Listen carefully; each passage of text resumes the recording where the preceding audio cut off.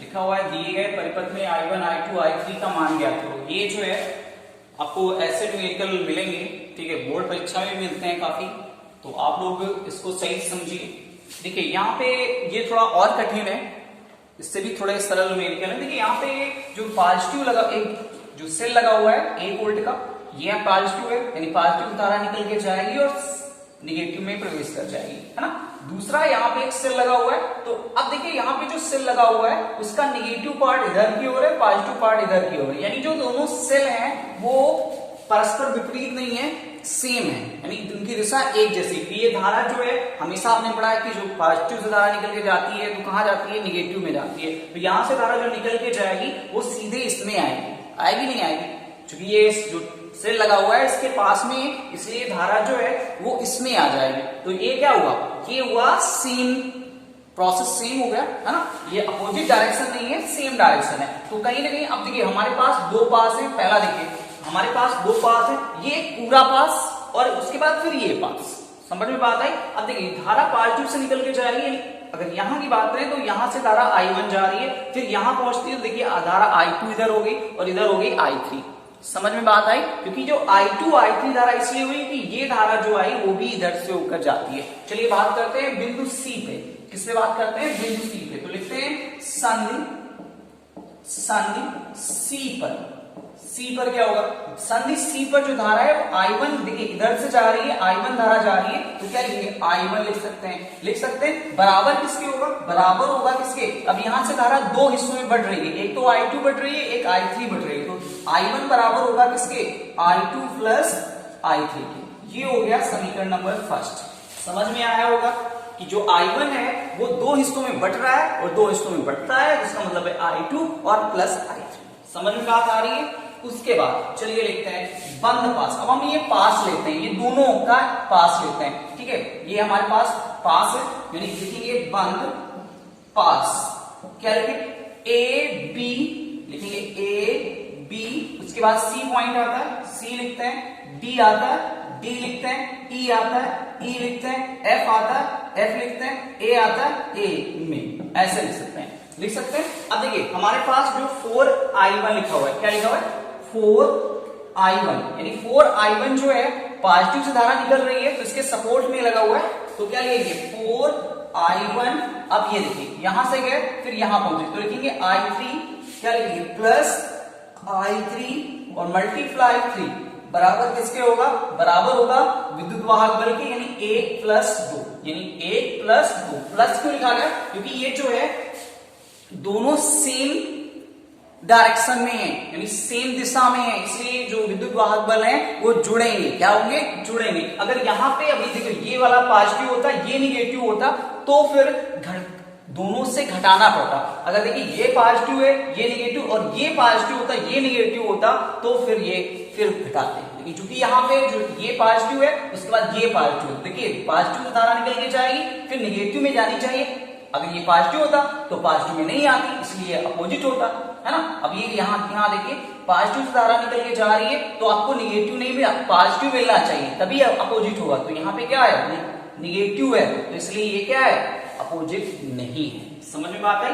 चलिए इसको आगे बढ़ाते हैं, यानी यहां लिख सकते हैं 4I1 प्लस 3I3 बराबर 3। समीकरण नंबर ये आपका हो गया फर्स्ट, सॉरी फर्स्ट नहीं सेकेंड हो गया, फर्स्ट हो चुका है पर अब लिखते हैं, फिर लिखते हैं बंद पास, बंद पास। अब ये लगा लेते हैं, यानी यहां ले लेते हैं D, उसके बाद C, उसके बाद F, उसके बाद E में, ये ले लेते हैं बंद पास। तो अब यहां से लिखिए 4I1 सपोर्ट में आ रहा है, तो यानी लिखेंगे 4I1, ये लिखेंगे, और फिर ये धारा इधर आई, ऊपर से मतलब नहीं है कि अब हमने पास ये ले रखा है ना, तो ये होगा I, धारा की दिशा में पेट्रोल लगा हुआ है, तो 2I2 क्या लिखेंगे, प्लस 2I2 बराबर किसके होगा, विद्युत वाहक बल के एक ही है, ऊपर वाले से मतलब है नहीं मेरा, तो 2, ठीक है। इसको लिख सकते हैं 2I1 प्लस I2 बराबर 1, समीकरण नंबर थर्ड। अब देखिए यहाँ पे 2 से भाग दिया गया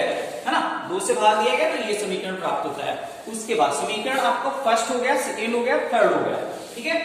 अब समीकरण लिखेंगे, जो फर्स्ट हटा देते हैं, चलिए इसको हटाते हैं, थोड़ा बोर्ड की कमी है ना, तो लिखेंगे क्या, अब लिखेंगे समीकरण फर्स्ट व समीकरण सेकेंड, या समीकरण फर्स्ट व समीकरण सेकेंड से, ये लिख लेते हैं। तो समीकरण फर्स्ट जो था, सेकेंड वाला ये है, यानी 4i1, i1 के स्थान पे हम क्या लिख सकते हैं, क्योंकि i1 के स्थान पे समीकरण फर्स्ट में लिखा हुआ था i2 प्लस i3, यही तो लिखा हुआ था, प्लस 3i3, लिखेंगे 3i3 बराबर किसके होगा, 3 के। इसको सॉल्व कर लेते हैं, 4i2 plus 4i3 plus 3i3 बराबर 3, जोड़ लेते हैं तो 4i2 और प्लस 3 कितना होता है, 3 4 कितना होता है, 7i3 और प्लस 3, समीकरण नंबर हो गया 4।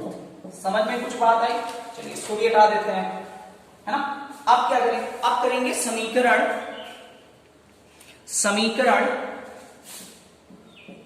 फर्स्ट व समीकरण थर्ड से। चलिए समीकरण फर्स्ट व समीकरण थर्ड से, आपने फर्स्ट को देखा ही है क्या है, समीकरण थर्ड देखिए लिखा हुआ है 2i1, i1 के स्थान पे फिर से लिख सकते हैं i2 प्लस i3 और प्लस i2 के स्थान पे क्या लिख सकते हैं, i2 लिखेंगे और बराबर 1, है ना। तो अब इसको सॉल्व कर लेते हैं, चलिए इसको सॉल्व करते हैं। तो लिखेंगे यहाँ पे 2i2 plus 2i3 plus i2 बराबर 1, या इसको लिख सकते हैं 3i2 प्लस 2i3 बराबर 1, समीकरण नंबर ये हो गया 8। दोनों समीकरण हो गए, है ना। उसके बाद फिर लिखेंगे समीकरण फोर्थ व समीकरण फिफ्थ से। चलिए फिफ्थ से दोनों को फिर से सॉल्व कर लेते हैं, इसको हटा देते हैं फिर से। देखिए समीकरण जो हमारा फोर्थ था उसको क्या था, 4i2 और यहाँ पे 3i2, तो किससे मल्टीप्लाई करते हैं, इसको हम 3 से करते हैं, तो 3 से करेंगे तो 4i2 और प्लस इसको करेंगे तो ये भी आएगा कितना, 12,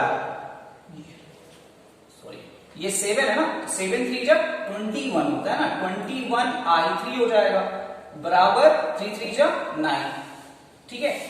इसको करेंगे यानी इसको किया गया 3 से गुणा, इसको लिख देंगे 3 से गुणा किया गया, ठीक है, समीकरण फोर्थ को। और समीकरण फिफ्थ को किससे करें, 4 से कर दें, तो 4 12 होगा 12i2 और प्लस 8i3 और 4 होगा, ये इसमें किससे गुणा गया, 4 से गुणा किया गया, समीकरण फोर्थ और फिफ्थ में। चलो इसको हटा देते हैं, है ना, अब इससे मतलब मेरा नहीं रह गया।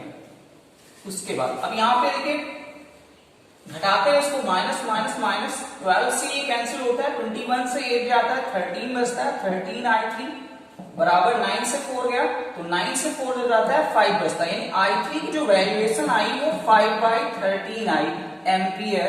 ये धारा जो बह रही है, यानी यहाँ पे जो है वो ये धारा बह रही है 5/13, ठीक है। i3 का मान किसी में रख दें, समीकरण, चलिए फिफ्थ में रख देते हैं, अभी आपने देखा है फिफ्थ समीकरण, फिफ्थ में समीकरण का i3 का मान समीकरण फिफ्थ में रखने पर, चलिए रख देते हैं रखने पर। तो फिफ्थ वाला जो समीकरण था वो ये था, फिफ्थ समीकरण यानी 3i2 हमने i2 की वैल्यू नहीं निकाली है, i3 निकाली है, प्लस 2i3, तो i3 की वैल्यू 5/13 है और बराबर किसके 1, यानी 3i2 बराबर कितना होगा, 5 10, यानी 1 माइनस 10/13, या लिख सकते हैं i2 बराबर कितना, 3/3 मल्टीप्लाई 13, 3 से 3 कैंसिल होता है, 1/13 आता है, इतने एम्पियर की जो धारा है वो i2 दे रही है, i2 की वैल्यू क्या है 1/13। अब इन दोनों की जो वैल्यू है हटा देते हैं। अब देखिए समीकरण फर्स्ट में i2 व i3 का मान रखने पर चलिए रख देते हैं। तो हमारा जो समीकरण ये था i1 बराबर i2 प्लस i3, तो i1 की वैल्यू जो i2 की वैल्यू है वो 1/13 है और i3 की वैल्यू है 5/13, ठीक है, 5/13। चलिए i1 बराबर कितना है 516/13, ये इतने एम्पियर की जो धारा है वो i1 से प्रोवाइड हो चुकी है। तो यानी हमने जो है वो I1, I2, I3 की वैल्यूएशन निकाल ली और यही पूछ रहा था कि दिए गए परिपथ में I1, I2 व I3 का मान ज्ञात करो। ठीक है, तो अगर समझ में नहीं आ रहा है तो कोई बात नहीं, 2-4 न्यूमेरिकल आप सॉल्व करेंगे ऐसे ही तो समझ में और अच्छे से आएगा।